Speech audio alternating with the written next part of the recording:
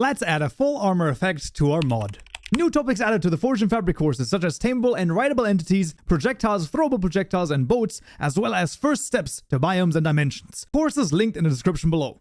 Oh, really fancy back in the once more, and in this tutorial we're going to be adding a custom full armor effect to our mod. What does that mean? Well, basically, if we wear a full suit of armor of all the same armor material, we're going to get a mob effect or in the status effect added to our player. And for this, we simply need one custom item class, and that's pretty much going to be it. So in our custom package, we're going to right click new Java class. This is the mod armor item over here. This extends the armor item class, and we're going to hover over the create constructor matching super.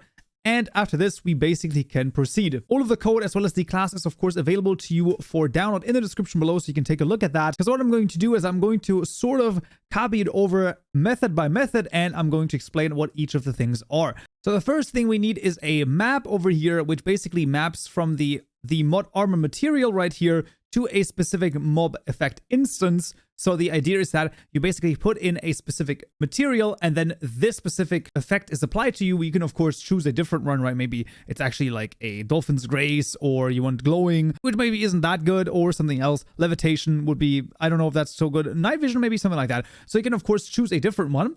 If you have multiple different armor effects, this is a simple map. You just want to call the put method again, put the other armor effect in here, and then change the mob effect. It isn't that deep. It is very straightforward Java. And then to the methods. So I'm going to go through the logic, and every time I'm going to copy over a method, we're going to have an error, and then I'm going to add the method in there as well, so that you understand the logic rather than just copying everything over. So we're going to have the onArmorTick method, which is called every time you have one of these items, so one of the mod armor items, inside of one of your armor slots. So first of all, we're going to ask, hey, are we on the server, right? So we're going to negate here is client, and then we're asking, does this player, right, we're passing it into a custom method over here, which is called has full suit of armor on, which is basically asking, hey, does this particular player have a full suit of armor on? We're going to copy over this method as well, and you can see basically the only thing we're looking for is whether or not all of the armor slots for a player are filled up and are not empty. You can see helmet is empty, and then we're going to negate that, and then breastplate is not empty, leggings is not empty, and boots is not empty. That's pretty much all we're doing here. And if this is the case, then we're going to continue to the evaluate armor effects method, which does a few more things. And those three more things are basically going through the entire map over here, because of course right now we only have one entry. We could then of course just hard-code it with that, but that is no fun. This should be expandable, so you can expand it with multiple different types of armor materials. So we're going to go through those, get the armor material as well as the effect over here, and we're saying, hey, does this player now have the correct armor on that basically matches this specific armor material? So this is asked in the has a correct armor on method, which looks kind of like this. There we go. You can see we're passing in the material as well as the player. And the first thing we're doing here is going through all of the armor that the player is wearing and making sure that each of them is an armor item. If you don't do this, then your game will crash if you, for example, put on an elytra while wearing one of your mod armor items, because an elytra is actually not an armor item, so you can't cast it to that particular class. So keep that in mind, that this is actually quite important. I also want to note that in theory, the has full suit of armor on as well as the has correct armor on methods could in theory be done with streams, but I think that this is going to be totally fine. You can of course always change this around and improve on this. That's absolutely fine, but I think for the time being, this is going to be totally okay. And once the correct armor is on and the player is wearing a full set of armor, then we can call the add status effect for material method,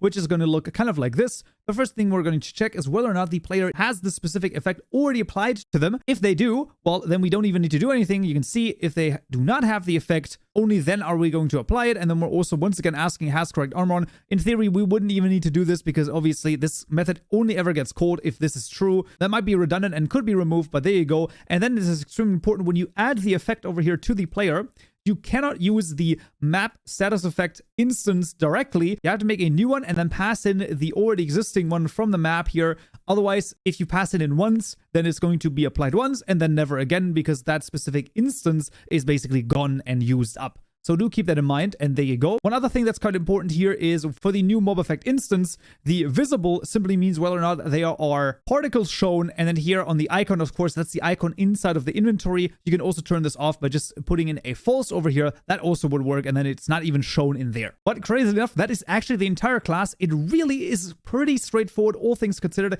It is more or less some beginner to maybe kind of intermediate Java, but it's very straightforward actually. And to use this now, we can see that the constructor over here is never used. So in the mod items class, we want to change one of our items to the mod armor item. Let's change the helmet over here. There we go. Now this is a mod armor item. In theory, you could also change all of them, but it is unnecessary. One of them would basically be enough, and that would be okay. And with that, everything is done. We need to do nothing else. So let's jump into the game and see if it works. Alright, found us back in Minecraft, and as you can see, the night vision effect over here is applied. If I take out one of my armor items from the armor slots over here, you can see night vision no longer applied, and as soon as I put it back in, there we go, we got night vision. There are no particles to speak of, only the icon, which in theory you could also remove. So that is a custom full armor item effect. Awesome. And that's already it for this tutorial right here. Next time in this video, we'll modify some existing vanilla loot tables. Hope to see you there.